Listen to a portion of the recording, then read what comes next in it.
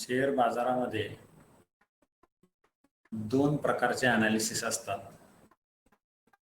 एक आपण बघितलं की फंडामेंटल अनालिसिस आणि एक टेक्निकल अनालिसिस. फंडामेंटल अनालिसिस म्हणजे कंपनीचं बॅलन्स शीट, कंपनीकडे बघायचं सरळ, त्याचे प्रॉडक्ट, बाजार, कॉम्पिटिशन, मॅनेजमेंट, सेक्टर, अशा बऱ्याच गोष्टी त्याच्यात येतात. बॅलन्स शीट सगळं एकंदरीत ही कंपनी कशी चालेल, हा व्यवसाय कसा चालेल ह्याचं त्या कंपनीकडे बघून त्याचे जे त्या बाजारात आणखी कोण कोण त्या व्यवसायामध्ये आहेत, त्या संपूर्ण व्यवसायाचं भविष्य काय आहे, असं सगळं एकंदरीत विचार केला जातो. तर हे सगळं बघण्याला साधारणपणे आपण समजा एखाद्या गाडीत बसलो तर ती गाडी कशी आहे, गाडी चालवणारा कसा आहे, रस्ता कसा आहे, पुढे जाऊन रस्ता कसा आहे, रस्त्याने ट्रॅफिक कशी आहे वगैरे वगैरे, असं बराच विचार करतो. आणि त्याप्रमाणे आपण हे प्रकारचं जे विश्लेषण असतं त्याला फंडामेंटल अनालिसिस म्हणतात. त्याला आपण मौलिक विश्लेषण असं म्हणू शकतो. फंडामेंटल म्हणजे मूल आणि मौलिक विश्लेषण, मुळातून केलेलं विश्लेषण. आणि दुसरं टेक्निकल अनालिसिस. टेक्निकल अनालिसिस मध्ये काय केलं जातं की कंपनीच्या बाजारभावामध्ये जो सतत चढ उतार होत असतो, शेअर बाजारामध्ये शेअरच्या किमतीमध्ये जो चढ उतार सुरू असतो, त्या चढ उताराचे जे असे काही पॅटर्न्स बनतात, अशा प्रकारचे काही आकृत्या बनतात, तर त्याचा अभ्यास करून नक्की असं झालं तर पुढे काय होईल, पुढे तसं झालं तर आणखी पुढे काय होईल, असं सगळं त्याच्यात असतं. तर त्याच्यात साधारणपणे वेगवेगळ्या प्रकारचे ते जे त्याला म्हणतो आपण चार्ट, त्या चार्टवरती वेगवेगळ्या प्रकारे ते चार्ट बघायला आपल्या समोर येतात. तर त्याच्यामध्ये कॅन्डल हा प्रकार बऱ्याचदा समोर येतो. कॅन्डल म्हणजे काय, साधारणपणे आपलं हे जे इंडियन मार्केट आहे, इंडियन स्टॉक एक्सचेंजेस आहेत दोन्ही, PSE आणि NSE, हे 9:15 उघडतात. म्हणजे 9:15 9:15 झाले म्हणजे 14वा मिनिट संपला आणि 15व्या मिनिटाचा पहिला सेकंद सुरू झाला की ते खरेदी विक्री सुरू होते. आणि 3:30 म्हणजे 3:29 संपले, 3:30 पहिला सेकंद सुरू झाला की लगेच सगळी खरेदी विक्री थांबून जाते. याला आपण मार्केट आवर्स असं म्हणूया. म्हणून इथे 9:15 लिहून आलेलं या ठिकाणी. तर हे 9:15 आणि त्यावेळेस मार्केट ओपन होतं. आपण एक उदाहरणादाखल असं घेऊया की एक कंपनी आहे आणि तिचे 9:15 ज्यावेळेस किंमत सुरू झाली त्यावेळेस ती 100 रुपये होती. असे ह्या ठिकाणी ह्या रेषेने आपण दाखवायचं. अशा प्रकारे सुरू झाली. नंतर ती थोड्या वेळाने किंमत वरती गेली, थोड्या वेळाने आणखी खाली गेली, आणखी खाली गेल्यावर थोडीशी वरती गेली, तिथून परत आणखी खाली गेली आणि नंतर ती किंमत अशा प्रकारे तिथे जाऊन आणखी खाली गेली नाही. तर हा लो म्हणजे सर्वात खालची, त्या दिवसाची ही सर्वात कमी किंमत आहे, त्याला आपण लो म्हणूया. इथे ओपन 100ला झाली, 90 रुपयापर्यंत खाली किंमत गेली होती, तर याला आपण लो म्हणूया. आणि त्यानंतर हे किंमत वरती जाऊ लागली, मधूनच असं खालीवर होणं सुरू असतं. तर अशा एका ठिकाणी जाऊन ती किंमत मग आणखी वरती जायचं थांबली. हा त्या दिवशी हाय होता, सर्वात उच्चांक होता. तर त्याला आपण 110 रुपयापर्यंत गेली किंमत आणि नंतर ती थोडीशी खाली येऊन आणि एका ठिकाणी येऊन ती 3:30 वाजता बाजार बंद झाला, खरेदी विक्री थांबली. तर इथं 105 रुपयाला ही खरेदी विक्री थांबली. म्हणजे 100 रुपयाला बाजार उघडला, नंतर 90 रुपयापर्यंत खाली गेला, 110 रुपयापर्यंत वरती गेला आणि 105 रुपयाला क्लोज झाला आणि हे 3:30ला बंद झालं. तर याला आपण एका वेगळ्या प्रकारे जर त्याला दाखवायचं ठरवलं तर अशा प्रकारे एक, खरं तर ह्या ठिकाणी किंमत सुरू झाली आणि इथे संपलेली आहे. आणि म्हणून हा जो भाग आहे एवढा, त्याला एक आपण मेणबत्ती सारखं, त्याला मेणबत्ती किंवा कॅन्डलची बॉडी असं म्हणतात. आणि त्याचं ओपन 100 रुपये आहे आणि क्लोज 105 आहे. ओपन पेक्षा क्लोज वरती आहे. म्हणजे बाजार भाव सुरू झाला 100ला आणि बंद झाला 105ला, याचा अर्थ किंमत वाढली आहे. आणि इथे त्या दिवशी तरी सुद्धा त्या दिवशी खाली कुठपर्यंत गेला होता, तर इथे 90 पर्यंत खाली गेला होता भाव आणि पुढे वरती कुठपर्यंत गेला होता तर तो वरती तो 110 पर्यंत गेला होता.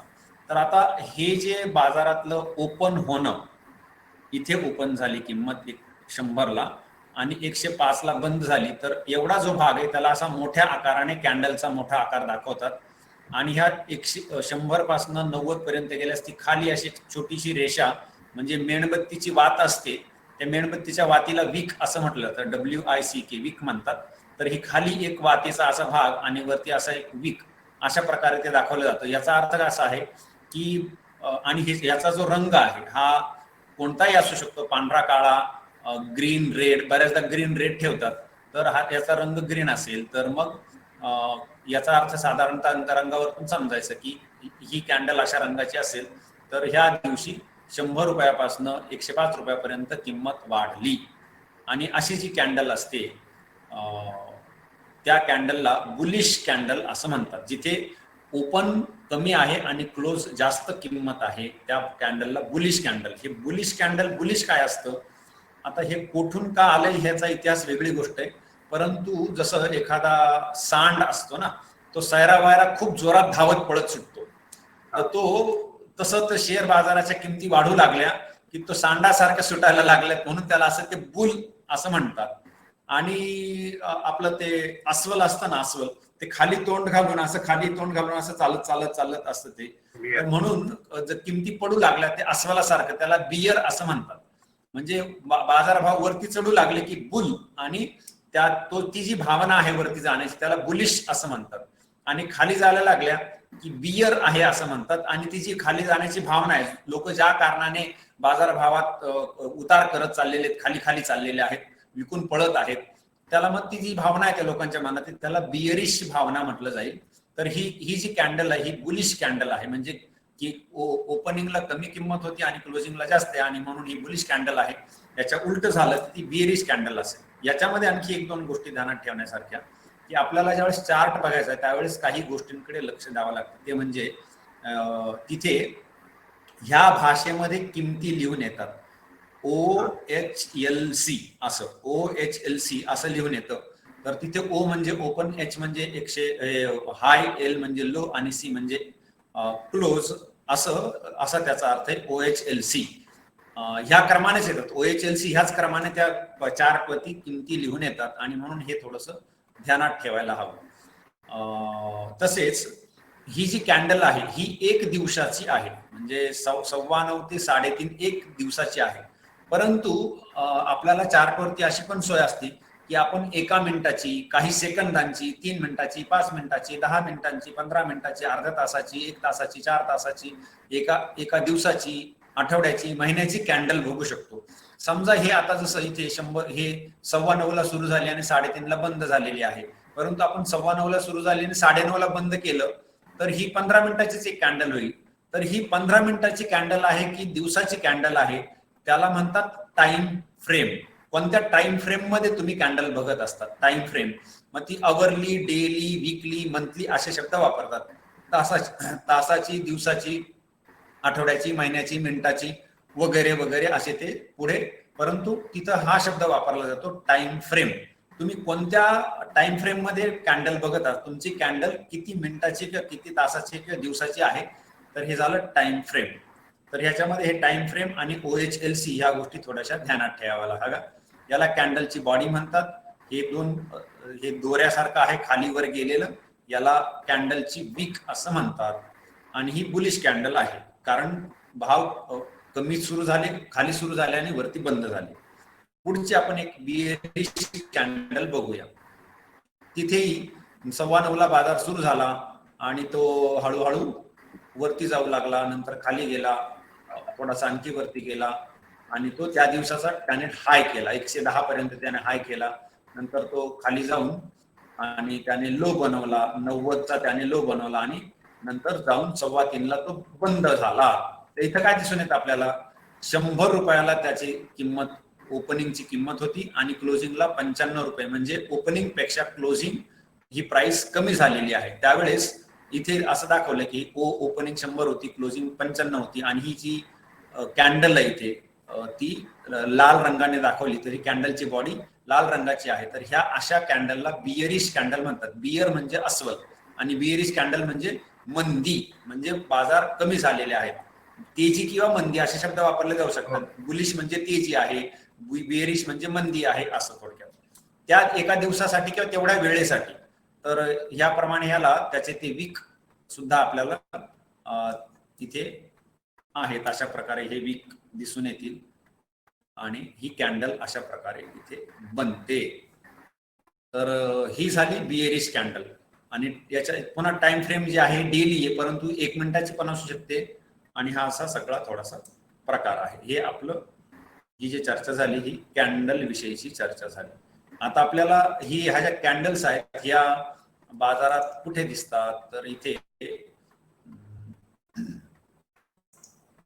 एक चार्ट मी उघडलेला आहे. आता हे चार्ट कोणते उघडायचे वगैरे याबाबत थोडीशी आपण माहिती घेऊया. ट्रेडिंग व्ह्यू नावाचा एक जगभरात एक चांगली कंपनी आहे. जगभरात सर्वात चांगले चार्ट जर कोणी देत असेल तर ट्रेडिंग व्ह्यू. गुगलमध्ये ट्रेडिंग व्ह्यू टाईप केलं की हे समोर येतील. आणि इथे बिटकॉइन चार्ट वगैरे असं कशावरती तरी क्लिक केलं, चार्टवरती एखाद्या चार्ट शब्द बघून क्लिक करायचं म्हणजे ते चार्ट येतात. तर तिथे चार्ट समोर येतो. इथे काय की आपण स्वतःचं एखादं अकाउंट खोलू शकतो आणि तिथे त्या अकाउंटनुसार आपल्याला इथे ती वॉच लिस्ट वगैरे बनवता येईल. 50ची की काहीतरी वॉच लिस्ट बनवायला ते देतात. अकाउंट बनवायला सोयीचं काय होतं, नाहीतर सारखी सारखी ऍडव्हर्टाइजमेंट येते. ती ऍडव्हर्टाइजमेंट खूपच डोक्याला त्रास देते. आणि म्हणून ते त्याच्यापासून वाचायचं असेल तर ते हे जे आहे एखादं आपलं ईमेल देऊन लॉग इन करून घेतलं की ते जरा बरं पडतं. बरं असो. तर इथे मी सध्या ट्रेडिंग व्ह्यूचा हा चार्ट इथे उघडलेला आहे. याच्यामध्ये आपल्याला पहिल्यांदा चार्ट बघताना काय काय बघायचं, तर एवढं पुरेसं. ह्या इथे जर गेलं इथून असं, तर हे तुम्हाला किती मिनिटाची कॅन्डल पाहिजे, किती सेकंदाची कॅन्डल आहे, किती टिकची कॅन्डल आहे याबाबत इथे जाऊन समजा 1 मिनिटाची मला कॅन्डल सतत वरती दिसली पाहिजे. मी 1, 3, 5, 15, 1 तास, 1 दिवस, 1 आठवडा, 1 महिना इथे क्लिक करून ठेवलं. मी समजा इथे 2 तासावरती क्लिक केलं तर माझ्या ह्या इथे 2 तासाची सुद्धा कॅन्डल बघण्याची मला सोय इथे ते दिसू लागतील. ते जे मी केलेलं आहे, समजा मी हे 2 तासाचं कमी करून टाकलं तर तिथून ते दिसणं कमी होईल. आता इथे 2 तास असा काही ऑप्शन माझ्या समोर नाही. आता याच्यामध्ये ही जी कॅन्डल आहे, हा जो चार्ट आहे हा सगळा असा चार्ट आहे. आणि ह्याच्यामध्ये असं जर मोठं मोठं केलं तर आपल्याला दिसेल की ही एक एक कॅन्डल आहे. ग्रीन कॅन्डल, रेड कॅन्डल वगैरे असे त्याने ते लक्षात येईल. तर इथे डी वरती क्लिक केलेलं आहे. ही डेली कॅन्डल आहे. डीचा रंग बदललेला ही डेली कॅन्डल आहे. म्हणजे ही एक दिवसाचं एका कॅन्डलमध्ये एक दिवसात काय झालं हे दाखवलं जात आहे. आता ह्या कॅन्डलचे खूप वेगवेगळे आकार आहेत. सध्या आपण त्या कॅन्डलच्या वेगळ्या आकारांमध्ये नाही जाणार. आपलं सध्या त्याच्याशी एवढं मोठं काही कर्तव्य नाही कॅन्डलच्या आकाराशी. पण आता याच्यामध्ये काय दिसून येत आहे की एक एक दिवसाची एक एक कॅन्डल आहे. आणि अशा प्रकारे हा जो बाजारभाव आहे हा इथे खाली जर बघितलं तर इथे आपल्याला महिने दिसून येतील. फेब्रुवारी, मार्च, एप्रिल वगैरे. आणि याला जर असं थोडंसं वाढवत चाललं तर ह्या तारखा पण दिसतील आणि रोजची रोज तारीख सुद्धा दिसू लागेल. इतकंच नाही, त्या दिवसामध्ये वेळेचं सध्या नाही दिसणार, त्यात फक्त तारखांपर्यंतच येईल.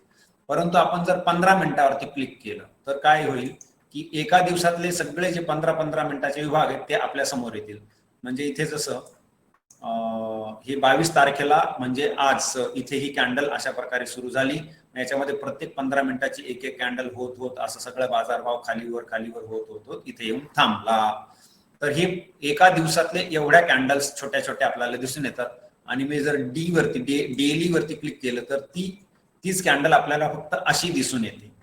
तर असा इथे हा थोडासा प्रकार आहे. बरं, आणखी त्यामुळे काय होतं की जर मी 15 मिनिटाचं क्लिक केलं तर खाली त्या वेळा दिसतात इथं. ह्या प्रत्येक कॅन्डलची वेळ कधी सुरू झाली कधी वगैरे. तर ते साधारणपणे ढोबळ मानाने त्या मोठे अर्ध्या तासाच्या गॅपने किंवा आपण कॅन्डल्स खूप जवळ आणल्या तर अशा प्रकारे ते ऑटोमॅटिकली वेळांचं ऍडजस्टमेंट करून ते दाखवतात.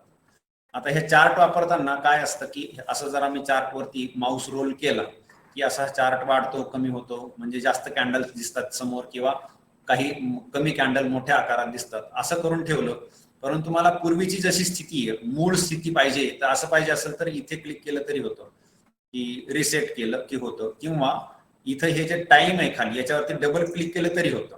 तसेच हे जे उभं जे आहे इकडे हे काय दाखवलेलं याच्यावरती की किमती येत्या, की इथे ही किंमत किती होती, 24,114. इथे सर्वात उंच किंमत काय होती, 24,870 वगैरे. परंतु मी आता याला थोडंसं असं काही कारणाने मला आणखी बारकाईने आतमध्ये बघायचं होतं, म्हणून मी अशा प्रकारे त्याला जर एक्सपांड केलं तर त्याला परत आपल्या जागेवरती आणायचं झालं, पूर्वस्थितीत करायचं झालं, की ही जी टाइम लाईन आहे याच्यावरती टाइमलाईन नाही काय ते किंमत आहे त्याच्यावरती डबल क्लिक केलं की ते पण मूळ स्थितीत येतं, किंवा इथे ही सोय दिलेलीच आहे, मूळ स्थितीत येतं. बरं, असं हे झालं चार्ट कसा वागतो त्याच्यावरती. तर इतकंच नाही, मी इथे असं माऊस पकडून असा हात पकडून हा चार्ट मी इकडे तिकडे खेचू शकतो. आता मी हा हाताने पकडून खेचत आहे, तर तसंही करणं इथे शक्य होतं. बरं, हे झालं चार्टच्या वापराबाबत. आता इथे कोणती कंपनी लिहून आलेली आहे, हा चार्ट वापरायचा झाला तर काय करायचं, इथे मध्ये क्लिक करायचं आणि डायरेक्ट कंपनीचं नाव टाईप करायला सुरुवात करायचं, TCS असं केलं, इथे ती कंपनी दिसून येईल. त्याच्यावरती क्लिक केलं की टाटा कन्सल्टन्सी सर्व्हिसेसचा हा जो चार्ट आहे हा इथे लोड होईल, आणि हा मी डेली लावून ठेवतो सध्याचा डेली. तर इथे आपल्याला TCS असं नाव दिसून येतं ह्या कोपऱ्यामध्ये डावीकडे वरती. इथे टाटा कन्सल्टन्सी सर्व्हिसेस असं संक्षिप्त, आणि आता सध्या इथे डेली इंटरव्हल मी जर 15 मिनिटाचं केलं तर इथे 15 दाखवेल, आणि कोणत्या स्टॉक एक्सचेंज वरती हा चार्ट बनला तर त्यामुळे इथं NSE दाखवते, NSE ह्या स्टॉक एक्सचेंज वरती हा चार्ट बनला. दुसऱ्या आणखी वेगवेगळ्या स्टॉक एक्सचेंज वरती ही कंपनी आहे, तर त्या स्टॉक एक्सचेंज वरती तो काय बनला ही वेगळी गोष्ट. आता इथे काय आहे आणखी, की ह्या इथे काय किमती दिसून येत आहे, तर आपण जे चार्ट बाबतची माहिती घेत होतो OHLC, तर समजा आता काय की मी माऊस हलवला की तिथल्या किमती बदलत राहतात. तर त्यामुळे तो समजा आता माऊसचा तो क्रॉस हेअर म्हणतो ना आपण, ह्याला क्रॉस हेअर ज्या कॅन्डल वरती त्या कॅन्डलचं ते ओपन हाय लो क्लोज दाखवतो. ओपन हाय लो, मी इथे जर माऊस ठेवून दिला बाजूला तर सध्याचं ते शेवटच्या कॅन्डलचं ओपन हाय लो क्लोज दाखवतो.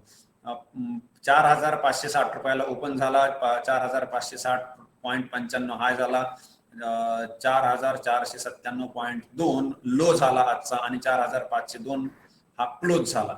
आणि हा बदल किती झालेला आहे, तर हा बदल -1.05 एका दिवसामध्ये -1 म्हणजे एक जवळजवळ 1% किंमत पडलेली आहे. आणि किती रुपये कमी झाली, तर 49 रुपये एकूण ती कमी झाली असं इथे दिसून येतं. इथे टक्केवारीत आहे आणि इथे आकडेवारीत आहे. आणि व्हॉल्यूम किती झालं, म्हणजे आज एकूण किती शेअरचं घेणं देणं झालं, व्हॉल्यूम म्हणजे घेणं देणं, तर ते 1.83 मिलियन म्हणजे 1 मिलियन म्हणजे 10 लाख, एक शून्य लावायचा आणि त्याला 10 करायचा आणि तेवढे लाख म्हणायचं. तर 1.83 मिलियन म्हणजे 10,83,000 शेअर्सची आज खरेदी विक्री झाली, असं त्या व्हॉल्यूम वरतून इथं दिसून येतं. इथं जे व्हॉल्यूम लिहून आलेले तर ती ही गोष्ट आहे, चार्ट वरती ह्या गोष्टी दिलेल्या आहेत. तसेच चार्ट वरती आपल्याला चित्र काढायचे असेल तर इकडच्या बाजूला चित्र म्हणजे समजण्याच्या सोयीने काही लाईन्स वगैरे ड्रॉ करायचे असतील तर त्याच्यासाठी ह्या इथे डाव्या बाजूला सोय दिलेली आहे, आणि उजव्या बाजूला आणखी काही वेगळी सोय दिलेली, ते गरजेनुसार आपण काही काही गोष्टी त्या बघूया. तर अशा प्रकारे हा चार्टचा अभ्यास होत असतो. याच्यामध्ये आणखी काही काही गोष्टी आहेत की हे सेव्ह करता येतं. मी याला नॅचरल गॅस नावाने सेव्ह केलेलं, परंतु मला ते बदलवलं पाहिजे. इथं खरं तर TCS काय नॅचरल गॅस दाखवलं, तर ते असो, त्याचे ते बाजूला ठेवूया सध्या. तसेच बरेचसे सेटिंग पण याच्यात करतात, रंग बदलवता येतात, परंतु तेवढ्या बारकाव्यात आपण जाणार नाही. युट्यूबवरती एखादा व्हिडिओ बघितला तर ते सापडून जाईल. आणि काही इथं जसं आपण ही कॅन्डल लावलेली आहे, तर त्या कॅन्डल ऐवजी आपण वेगवेगळे चार्ट लावू शकतो. समजा लाईन चार्ट लावला तर साधारणपणे खूप लोक केवळ लाईन चार्टच बघतात. अशा प्रकारे किंमत अशी अशी खालीवर जात आहे असं या लाईन चार्ट वरतून दिसून येतो. हा एक लाईन चार्ट आहे. किंवा इकडे तो रेनको नावाचा एक चार्ट असतो, तो वेगळ्या प्रकारे असतो. त्याच्यामध्ये वेगळ्या प्रकारे त्यांनी विचार केलेला आहे कसं काय बघायचं ते. असे खूप आहेत तिथे, परंतु आपण सर्वात जास्त जो वापरतो तो आहे कॅन्डल्स. साधारण कॅन्डल्स याच वापरतो आपण. त्याला मी असं करून ठेवलं तर तिथे तर वरती राहील. ठीक आहे, तर ही आपण सध्या कॅन्डल लावली. अशा प्रकारे हे वापरता येतं. दुसरी आणखी एक गोष्ट इथे उपलब्ध आहे ती म्हणजे इंडिकेटर्स. या ठिकाणी काही इंडिकेटर्स आहेत, तर तिथे क्लिक केलं की काही इंडिकेटर्स सापडू शकतात याच्यामध्ये. ते असे बरेचसे इंडिकेटर्स त्याच्यात असतील, तर ते टेक्निकल इंडिकेटर्स आहेत, ते स्ट्रॅटेजीज आहेत, प्रोफाईल्स आहेत, पॅटर्न्स आहेत. लोकांनी काय काय गोष्टी बनवून ठेवल्या तिथे त्या बऱ्याचशा उपलब्ध होतात. तर ते इंडिकेटर्स, मॅट्रिक्स, स्ट्रॅटेजीज वगैरे ह्या सगळ्या गोष्टी तिथे आहेत.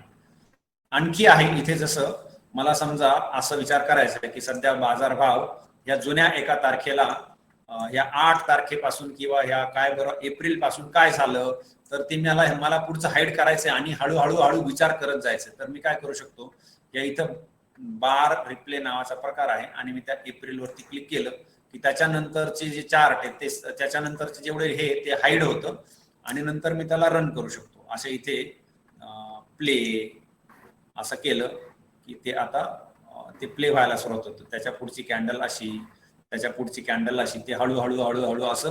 तुम्हाला जर थांबायचं असेल तर पॉज करा, त्याच्यावरती विचार करा पुढची कॅन्डल काय असेल, इथं मी काय करायला पाहिजे होतं. जर मी इथे खरेदी केली असती, मला असं वाटतं की इथून हा बाजारभाव वरती जाऊ लागलेला आहे, आणखी वरती जाईल, मग मी आता इथं खरेदी केलं पाहिजे. खरेदी केलं तर मला पुढच्या 2-3 कॅन्डल मध्ये काय होईल, कारण आपण आता फायदा झाला मग तो वगैरे वगैरे अशा त्या अभ्यासासाठी हे कामाला वापरलं जातं. तर हे जे आहे इथे याला म्हणतात बार रिप्ले. तर ही एक फॅसिलिटी इथे आहे. आता मला यातनं बाहेर पडायचं, हो मला यातनं बाहेर पडायचं, बार रिप्ले बाहेर, ती एक फॅसिलिटी इथे उपलब्ध आहे. अशा बऱ्याच गोष्टी त्या अभ्यासासाठी कामाला लागतात. आणि म्हणून आणखी एक टूल आहे खूप महत्वाचा, खूप वापरला जातो, तो असा की शिफ्ट बटन दाबून ठेवायचं आणि समजा मला इथून इथपर्यंत किती किंमत वाढली, किती टक्के किंमत वाढली बघायचं असेल तर मी शिफ्ट बटन दाबून ठेवायचं, इथे क्लिक करायचं, ह्या ठिकाणी जिथून बघायचं तिथे इथे क्लिक करायचं आणि क्लिक करून सोडून द्यायचं आणि याला फक्त वरती खेचत जायचं माऊसला. इथपर्यंत घेऊन गेलं की मला तिथे दिसतं की अच्छा 27% वाढ झालेली आहे. मी इथे थोडंसं परत क्लिक केलं की ते थोडा वेळ तिथं बसून राहील. मी परत दुसरीकडे क्लिक केल्यास हे जे दिसत आहे हे उडून जाईल. तर किती 27% वाढ झाली किंवा 971 पॉइंट्सने वाढ झाली. 62 बार्स आहेत, याच्यामध्ये किती बार गेले तर हे 62 बार गेलेले आहेत. 91 दिवस गेलेले आहेत, कारण सुट्टीचे पण दिवस त्याच्यामध्ये 62 बार म्हणजे 62 दिवस ट्रेडिंग झालं आणि 91 डेज म्हणजे एकूण एवढे दिवस गेलेत, म्हणजे सुट्टीचे सगळे मिळून एवढे दिवस गेलेले आहेत आणि त्याचे एकूण व्हॉल्यूम एवढं झाले अशी माहिती इथे आपल्याला दिसून येतं. इथं कंसामध्ये जे लिहून येत आहे 27% वाढ झालेली आहे. तर ही फिगर आपल्याला खूपदा लागेल, म्हणून हे थोडंसं माहिती पाहिजे. हे कसं येतं, शिफ्ट दाबून ठेवायचं, आपल्याला जिथून मोजायचं, इथून जर मोजायचं झालं तर शिफ्ट दाबायचं, क्लिक करायचं आणि शिफ्ट पण सोडून द्या, क्लिक पण सोडून द्या आणि केवळ असं वरती खेचलं की, आणि ह्याला असं तुम्ही इकडे तिकडे घेऊन जाऊ शकता जेणेकरून तुम्हाला ते दिसायला स्पष्ट व्हायला पाहिजे. तिथून 9% वाढ झालेली आहे. तर असं इथे ही सोय आहे. ही खूप वापरात येईल म्हणून मी ती दाखवली.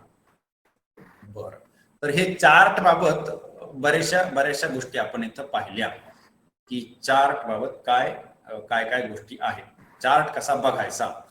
परत एकदा आपल्याला नवीन कंपनी एखादी शोधायची असेल, जसं इन्फोसिस शोधायचे आहे, तर इन्फोसिस लिहा किंवा तिचं जे छोटं नाव असतं इन्फी ते लिहा कोणतंही, आणि इथे समोर स्टॉक एक्सचेंज लिहून आलेलं आहे.